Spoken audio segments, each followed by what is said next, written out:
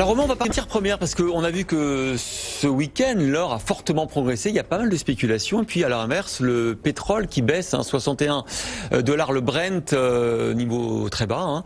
Qu'est-ce qui se passe sur le marché des matières premières? Racontez-nous. Eh bien, c'est intéressant les mouvements sur sur les matières premières. En ce qui concerne l'or, eh bien, on se souvient que l'or baissait depuis 2011 et évoluait sous une ligne de tendance baissière. Il a formé une figure de retournement haussière qui a été très puissante et déclenchée en mai dernier. Après une forte accélération, il s'est inscrit dans une figure de pause. Et donc, on pourrait peut-être assister à la fin de cette pause.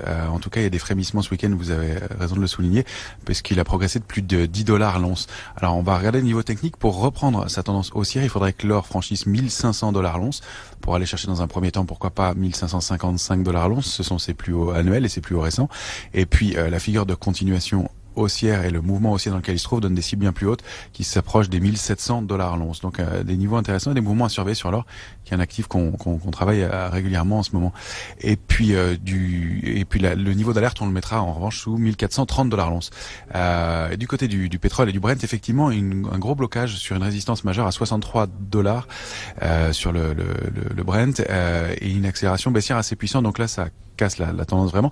On n'en avait pas énormément de tendance sur le Brent, c'était plutôt une zone de congestion latérale. La borne basse c'était 56 $, la borne haute 63, et donc on évolue entre les deux. Donc il y a de bonnes chances de revenir à 60 $, qui est une résistance, un support intermédiaire, et d'évoluer dans ces bornes-là. Mais pour l'instant, la tendance est un peu baissière compte tenu du blocage net et de l'accélération baissière qu'on a connue. Merci beaucoup, Romain. On va retrouver la France qui bouge avec Justine Vassogne et Paul Marion qui nous emmènent à la rencontre d'une pépite française.